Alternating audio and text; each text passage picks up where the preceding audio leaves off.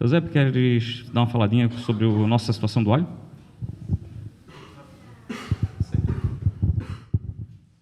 Boa noite a todos. Pensei que eu ia ter que falar em italiano, né? Buonasera. É uma satisfação, então, para mim, voltar aqui a Pedras Grandes, né? Faz 2 anos já que eu estou trabalhando em Tubarão. Trabalhei aqui durante 8 anos. Acho que a maioria já me conhece, né? E hoje eu atuo lá no centro de treinamento da EPAGRE. E aí o Felipe me convidou, eu até agradeço o convite do Felipe e da Glória, né? Para falar para vocês um pouco sobre alho. Mas por que eu falar sobre alho, né?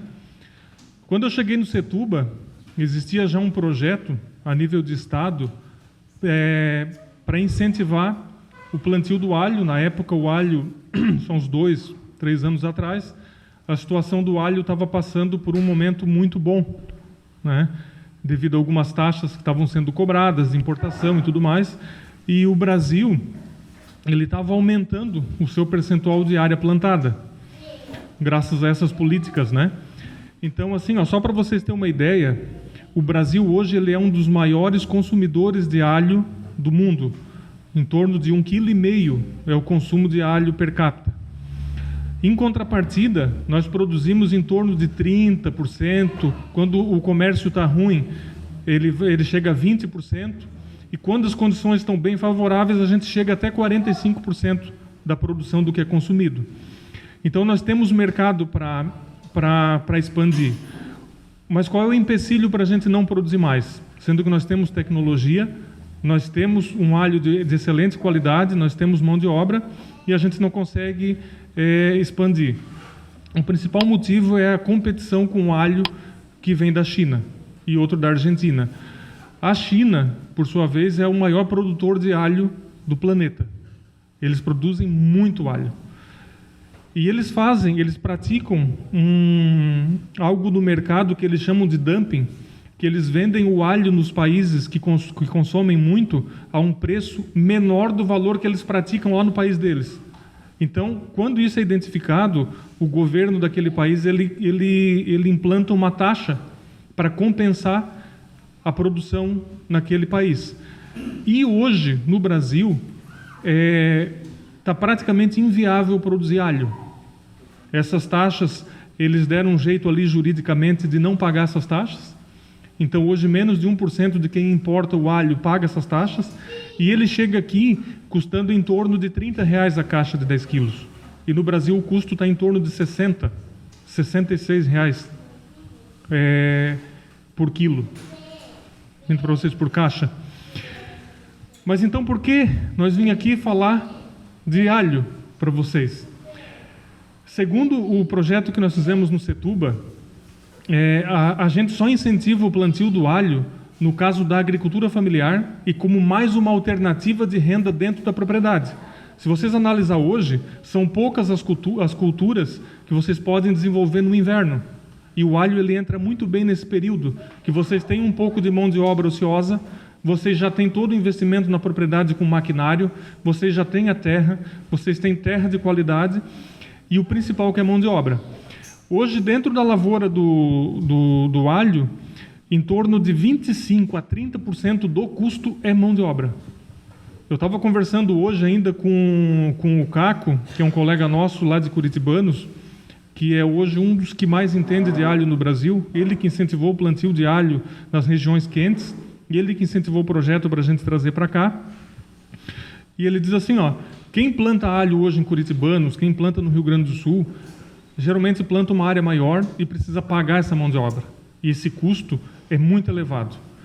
O segundo custo é a semente, o alho semente. Hoje dependendo do tamanho do alho semente, do grão, você vai utilizar até 1.500 quilos no hectare. Então esse é um custo muito elevado.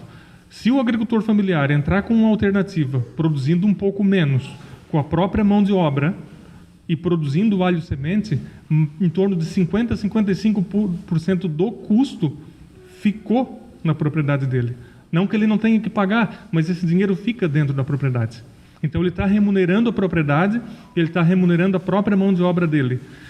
O que seria interessante para ter sucesso nessa atividade? Seria tu ter uma fonte de comercialização. Aí onde entraria? Merenda escolar, né? Entraria feiras regionais, tu destinar essa pequena produção, que vem a grande vantagem do alho. A maioria das olerícolas e das frutas são altamente perecíveis. O alho tu aguenta ele tranquilamente 8 meses, né? Tu faz ele em galpão, tu deixa ali, tu vai processando e vendendo aos poucos. Essa é a principal vantagem. É daí que vem a história da introdução do alho no Brasil. Ele já veio nas caravelas, né? Só que ele ficou durante em torno de 400 anos, 450 anos, sendo cultivado apenas em fundos de quintal. E esse alho que nós produzimos aqui, que alho é esse? Será que é o mesmo alho? Porque a nona, meu Deus, a nona plantava alho lá e produzia, que era uma beleza. Mas se vocês lembrarem daquele alho da nona, até dava umas cabeças bonitas. Mas a hora que tu abria aquela cabeça, ele tinha em torno de 30, 40, 50 dentes numa cabeça daquela. E quem é dona de casa hoje que vai querer pegar aquele alhinho pequenininho, miudinho, e fica lá descascando e picando, ela já joga no lixo e não quer mais nem saber de alho, né? Então o comércio hoje, o mercado hoje exige um produto diferenciado. E esse alho que nós testamos aqui é o que a gente chama de alho nobre. O alho nobre, segundo o Ministério da Agricultura, ele é dividido, primeiro, em número de dentes por cabeça. Abaixo de 20 dentes, ele é nobre, e sendo roxo também, de coloração arroxeada. Acima de 20, ele é o alho comum, né? Então, esse alho passa por uma classificação para se comercializar, né? Tem as classes, classe 3, 4, 5, 6 e 7. A 8 é só o alho que vem da China. Conversando com o Caco, a questão do comércio hoje em Santa Catarina, eles estão pagando em torno de R$2 o quilo acima da classe. Tipo, se eu tenho um alho 5, classificação 5, eles estão pagando a 7. Se eu tenho um 7, estão pagando a 9. Então, quanto melhor o alho, melhor o preço. Só que hoje esse valor, ele está praticamente pagando o custo de produção deles, e tudo indica que nós vamos ter uma queda na produção no Brasil nessa próxima safra. Outro trabalho que a gente fez do alho, que deu um resultado bacana, foi uma parceria aqui com o Alex, né? Não sei se teve mais alguém que plantou aqui, Felipe, mas o Alex fez uma parceria com a gente, nós trouxemos uma quantidade de alho semente, né? De lá de Curitibanos, ele implantou uma unidade lá e teve uma produção considerável, né? A gente achou bacana. Foi um ano ruim, foi um ano que apresentou superbrotamento, que é uma característica da cultura devido ao clima naquele ano. Então ele começa a brotar, cada dente de alho quer formar uma nova planta, então ele perde o valor para comércio in natura, mas pode ser destinado para a indústria, né? Só que o valor acaba caindo ainda mais. A nossa unidade ali no Setúbal, no primeiro ano, eu não entendia nada de alho, a gente teve que buscar, estudar, pesquisar. Nós plantamos o alho da variedade Ito, né? Nós usamos um espaçamento que não era comercial, foi um pouco ralo. Mesmo assim, a gente conseguiu tirar 7.500 quilos por hectare, né? Na época, o preço do mercado estava em torno de R$10 o quilo, tu conseguiria vender tranquilamente. Então, ele dá um retorno financeiro. O que tem que ficar de olho é nessa questão do custo mesmo, né? É uma atividade que não admite de maneira nenhuma amadorismo, assim como qualquer olerícola e fruta. Sempre digo, produzir milho é tranquilo, produzir arroz, tu vai lá, prepara a planta, vende, colhe, estoca. Agora, produzir fruta, produzir hortaliça, tu tem que te tecnificar, tu tem que ir atrás de informação, tu tem que buscar tecnologia. Se tu for produzir alho e não fazer uma boa correção de solo, tu vai perder muito dinheiro. Se tu não entrar com uma irrigação, uma fértil irrigação, tu vai perder muito dinheiro. O risco dele é alto. Então, o que a gente recomenda?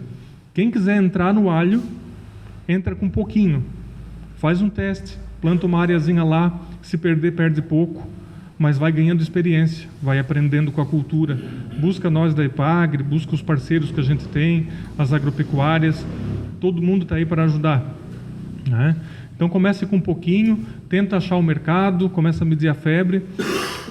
Em conversa com o Caco, ele disse assim, mesmo nessa situação ruim que está hoje, se tu trabalhar certinho, tu ganha dinheiro. É possível ganhar dinheiro com a cultura do alho, é uma excelente alternativa. Então, eu acho que era isso. Eu teria uma série de outras coisas para a gente comentar, né? Sobre as nossas unidades. O ano passado fizemos outra, né, Felipe? A gente testou 3 variedades. Um ponto que é interessante citar, que eu esqueci, é que esse alho nobre, ele não para a nossa região aqui, ele não se adapta muito bem. Então, a gente tem que fazer o que a gente chama de vernalização.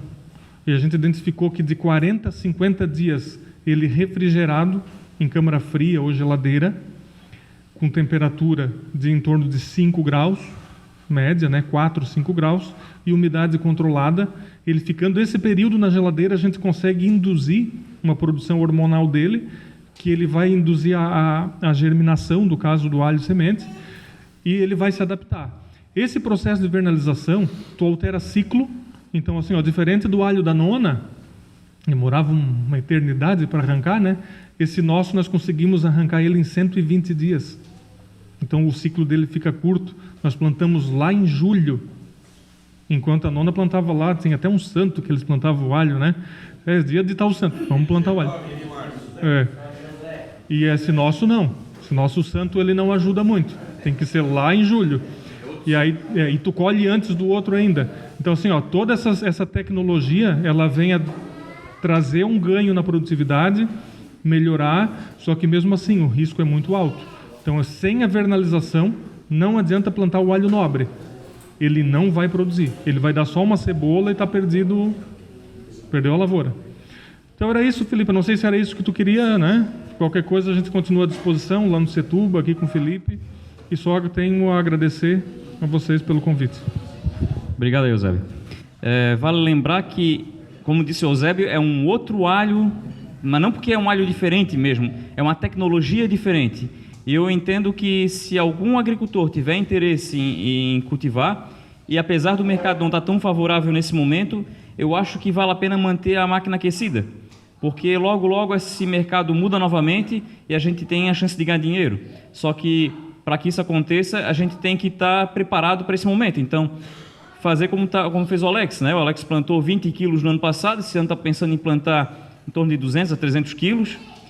Não é uma grande produção, mas é o suficiente para manter a tecnologia na ponta da língua, a tecnologia sendo desenvolvida na região, porque daqui a pouco o mercado vira e a gente sabe fazer, né? E vamos fazer e vamos ganhar dinheiro com isso, que é uma cultura que tem um grande potencial.